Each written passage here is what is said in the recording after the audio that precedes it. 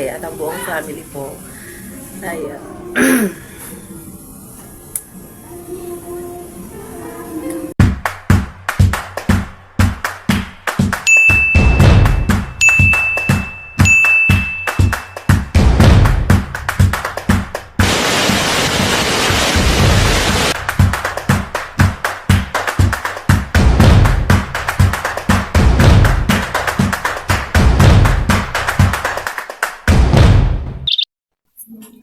mapagpalang araw po mga ka-fams.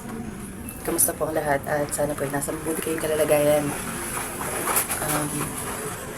Nandito na po ako sa Caloocan at nais ko lang pong ipagpasalamat ang isang napakapayapang biyahe mula po sa Sarangani, Jensan, to Manila at ngayon po ay nasa North Caloocan na po tayo. Salamat po sa mga nag-message. Salamat po sa mga mensahe nyong nakaka-touch po. Palagi po kayong nag-aalala sa amin ni Love kahit nasa malayo po siya. At nakasubaybay po sa mga ginagawa po namin. Lalo na yung ganito, nakabiyahe po tayo. Talagang marami po tayong nare-receive ng mga private message. Maraming salamat po sa pagmamahal at suporta sa pag-aalala. At tulad nga po ng nais namin ay mabigyan kayo ng update sa kung ano man ang ganap na po dahil tayo po ay magkaka-fams, meaning kapamilya. Nais ko lang pong talakayin sa pagkakataong ito ang napakainit, no? Napakainit na usapin. Mga taong patuloy na naglalabas ng kung ano-anong pananalita, opinyon, sa kung ano man ang kanilang layunin ay hindi natin alam. Kung ano man ang nagaganap sa buhay ng ibang tao, ano ang motibo mo? Ano ang motibo ng isang tao para magbigay ka ng point of view mo?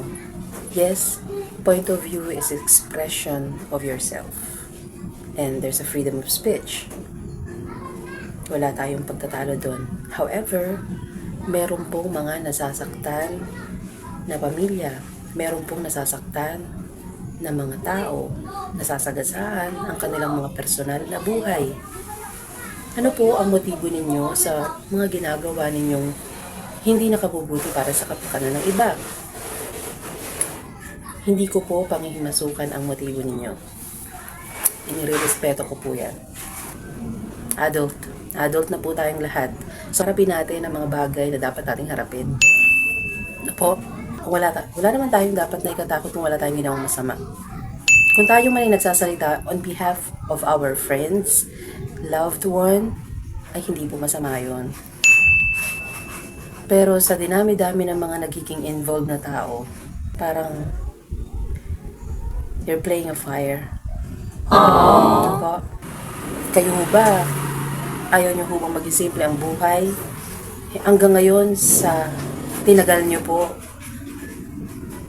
sa kalakaran ng YouTube o sa totoong buhay, ayaw nyo pa rin huba ng peace of mind. Kung talagang may pinaglalaban po kayo, harapin nyo po. Harapin nyo po ang tao. May mga pagkakataon yan. Kung talagang importante sa inyo ang bagay na gusto nyong makuha tulad ng ginto, halimbawa, gagawa kayo ng paraan. At kung gaano katotoo ito para sa inyo, kung ang pinakalayunin nyo ay totoo sa puso nyo, gagawin nyo ito nang walang nakakaalam. Pasok dito ang pagiging sincero. Kung gaano ka genuine ang ginagawa po ninyo. No po? Disclaimer, lahat po ng tao ay may kanya-kanyang pamamaraan. Pwede maging public, dahil walang pagkakataong makapag-usap ng personal, na po, may kanya-kanya pong pamamaraan. Subalit tatapot ka, marami na pong nagiging involved at nagiging magulo, ibig sabihin may mali. May hindi tama. Ayaw nyo po ba na maging magkakaibigan ang lahat? Ayaw nyo po ba ng maayos na pamumuhay kasama ang mga taong inaakala nyong kaaway ninyo? Na kung babalikan nyo po ang nakaraan, ang lahat ng ito ay nakasama natin na nakapagbigay ng kasiyahan at nakapagbigay ng kaunting ngiti na po.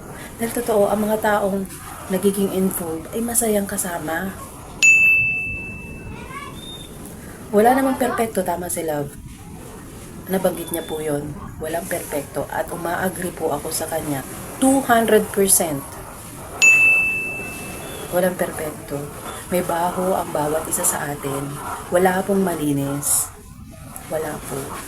Naniniwala ako ito disclaimer, ito po yung opinion ko lamang. Sa bawat ginagawa natin off-cam, on-cam, responsible po tayo dyan. At ang mga taong naniniwala at nanonood sa atin, gusto rin po nila na pinapanood nila ay credible. May credibility at reliability. Na po, malinaw po ang mga sinasabi ko at klaro po ito sa akin. Bakit po ako nagsasalita ngayon? Kasi nagsalita sila. Nagkaroon siya ng reaction video at bilang asawa niya, ako po ay bahagi ng kanyang pinagdaraanan at bahagi ng kanyang buhay. No po, isa rin po ako sa isang vlogger na umuwi ng probinsya at dalawa po kami magkasama noon nung hindi pa namin na-meet si Kalingap Turak. No po, talino po ang mga viewers natin. Huwag po tayo maglalaro ng apoy. Bilang tao po, naiintindihan ko po ang pinagdadaanan nyo. Naiintindihan ko po kung saan kayo nang gagaling. Sana lamang po ay maging maayos sa pamamaraan po ang lahat. At the end of this day, tayo rin po ang magkikita sa ibang panahon, sa ibang oras, sa ibang lugar. No one knows po. Kung nakita-kita po tayo, ay taas na upo natin matitingnan ng bawat isa sa mata. No po? Hindi ko po kayo kilalang personal. No po? Kayo po ay naging bahagi ng KBO. Kaya po, nakilala ko po kayo. Dahil marami na rin po kayong mga videos. At sa katotohanan, ang dami nyo nga pong viewers eh. Marami kayong viewers. At hinihiling ko na sana tumaas palalo, umunlad, maging successful po ang inyong pag-vlog. Sana maging maayos ang lahat. Na po, maging maayos ang lahat. Ano man ang katotohanan ay mabubunyag.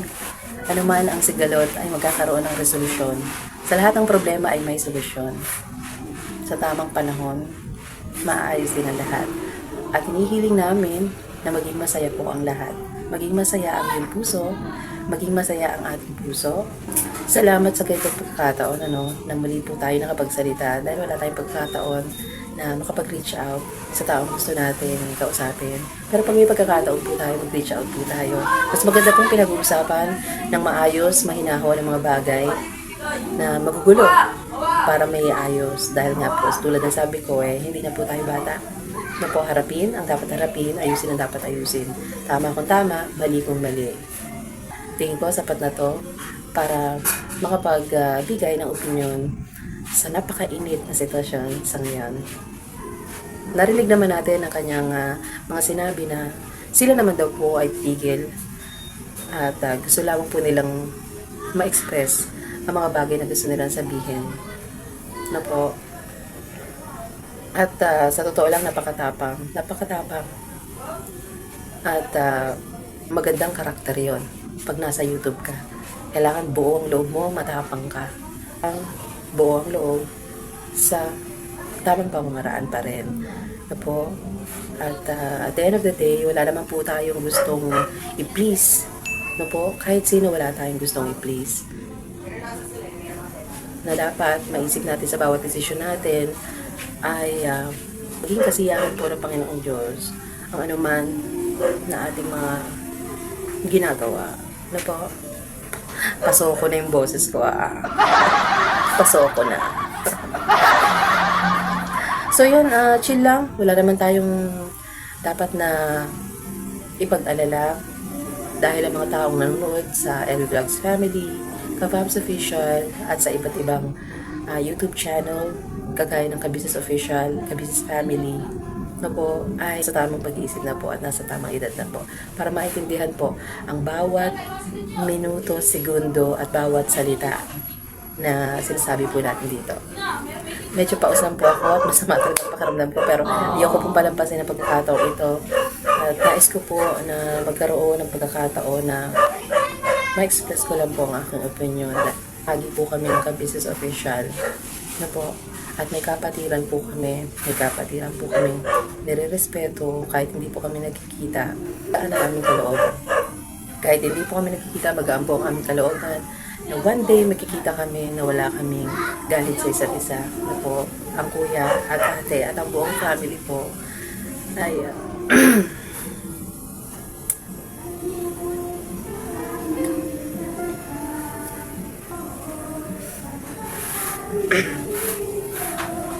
ang kabuuan po ng Ka-Business Official ay nagkaroon po ng bahagi. Ano po? Bahagi. Pasensya na po, mahilig ako ng pangunawa sa nangyari. Kabuuan po ng Ka-Business Official nagkaroon po ng bahagi sa aking buhay, sa aming buhay, pamilya. At hindi po matatapos. Ang aming pasasalamat sa kanila sa kabutihan ay pinakita po nila sa amin.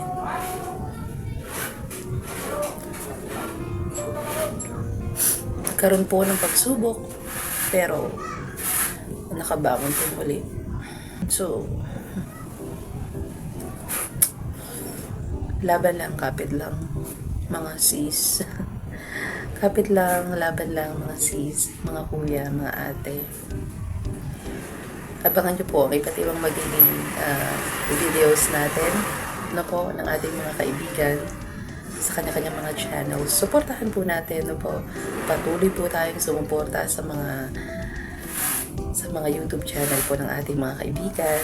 Sama nyo na rin po. Naglalambing po kami sa inyong LB Vlogs family po at Ka-Fams Official. Maraming salamat po at pagpalain po tayo ng ating Panginoong Diyos. Nawa po ay mangibabaw po ang kabutihan, no po. At ipanalangin po natin ang kapayapaan sa bawat isa, sa puso ng bawat isa.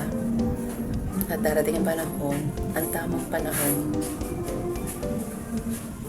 na magiging isa ang community natin. God bless po. Maraming salamat po sa oras at panonood mula umpisa hanggang katapusan. Salamat po.